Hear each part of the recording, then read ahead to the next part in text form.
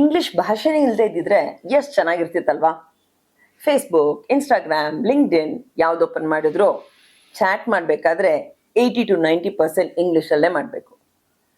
ಕನ್ನಡದಲ್ಲಿ ಚಾಟ್ ಮಾಡಿದರೆ ತಪ್ಪೇನೂ ಇಲ್ಲ, ನಮ್ಗೆ ಯಾರೇನು ಹೇಳೋದು ಇಲ್ಲ.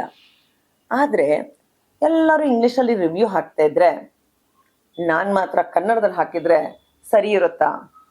ಅರ್ಧಂಬರ್ಧ ಕನ್ನಡ ಇಂಗ್ಲೀಷಲ್ಲಿ ಟೈಪ್ ಮಾಡಿ ಡಿಲೀಟ್ ಮಾಡಿರೋದು ಇದೆ. ಅಷ್ಟೇ ಯಾಕೆ, ಕೆಲವೊಮ್ಮೆ ಎಲ್ಲ ರಿವ್ಯೂ ಟೈಪ್ ಮಾಡಿ ಇನ್ನೇನು ಪೋಸ್ಟ್ ಮಾಡಬೇಕು, ಸ್ವಲ್ಪ ಇಂಗ್ಲೀಷಲ್ಲಿ ಸೆಂಟೆನ್ಸಸ್ ಚೆನ್ನಾಗಿ ಬಂದಿದ್ರೆ ಎಷ್ಟು ಚೆನ್ನಾಗಿರ್ತಿತ್ತು ಅಂತ ಮತ್ತೆ ಡಿಲೀಟ್ ಮಾಡಿರೋದು ಉಂಟು. ಇದು ಒಂದು ರೀತಿಯ ಅಂಜಿಕೆ ಅಂತ ಹೇಳ್ಬೋದು.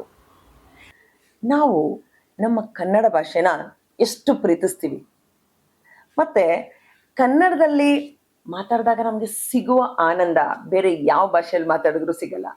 ಮನಸ್ಸು ಬಿಚ್ಚಿ ನಾವು ನಮ್ಮ ಕನ್ನಡ ಭಾಷೆಯಲ್ಲಿ ಎಷ್ಟು ಚೆನ್ನಾಗಿ ಎಕ್ಸ್ಪ್ರೆಸ್ ಮಾಡ್ಬೋದು ಅಂತ ಅನಿಸುತ್ತೆ. ಅದು ನಮ್ಮ ಜನ್ಮಸಿದ್ಧ ಹಕ್ಕು ಸಹ. ಆದರೂ ನಾವು ಇಂಗ್ಲಿಷ್ ಭಾಷೆನ ಯಾಕೆ ಕಲಿಬೇಕು? ಯಾಕೆಂದರೆ ಪ್ರಪಂಚದಾದ್ಯಂತ ಈ ಭಾಷೆನ ಒಂದು ಗ್ಲೋಬಲ್ ಲ್ಯಾಂಗ್ವೇಜ್ ಆಗಿ ಬಳಸ್ತಾ ಇದ್ದೀವಿ. ಈಗ ಅನಿವಾರ್ಯತೆ ನಿಮಗೆ ಅರ್ಥ ಆಗಿರತ್ತೆ, ನಿಮ್ಗೆಲ್ಲರಿಗೂ ಅದು ಗೊತ್ತು. ಆದ್ರೂ we think a lot. If I am not a graduate, it's okay. But if I can't speak English fluently, that's not okay. If you're also struggling with these thoughts, ನಿಮ್ಗೆಲ್ಲೋ ತಡೆ ಆಗ್ತಾ ಇದೆ ಅಂತ ಅನ್ಸಿದ್ರೆ ಯಾಕೆ ಒಂದ್ಸಲ ನಾವು ಭೇಟಿ ಆಗಬಾರ್ದು? ನನ್ನ ಹೆಸರು Rekha. I am a fluency coach and a life coach.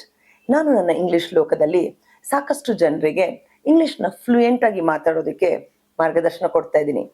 ನೀವಿವಾಗ ಮಾಡಬೇಕಾಗಿರೋದೆಲ್ಲ ಇಷ್ಟೇ. ಈ ಕೆಳಗಿನ ಲಿಂಕ್ನ ಕ್ಲಿಕ್ ಮಾಡಿ, ನನ್ನ ಲ್ಯಾಂಡಿಂಗ್ ಪೇಜಲ್ಲಿ ಸಾಕಷ್ಟು ವಿವರಗಳನ್ನ ಕೊಟ್ಟಿದ್ದೀನಿ. ನೀವು ಆ ವಿವರಗಳನ್ನ ನೋಡಿ ನಿಮಗೆ ಇಷ್ಟ ಆಯಿತು ಅಂತಂದರೆ ನಾನು ಸದ್ಯದಲ್ಲೇ ನಾನು ಮಾಸ್ಟರ್ ಕ್ಲಾಸ್ ಮಾಡ್ತಾ ಇದ್ದೀನಿ. Why don't you join? Let's meet on Zoom and let's learn more. Speak English, stay ahead. ನಮಸ್ಕಾರ.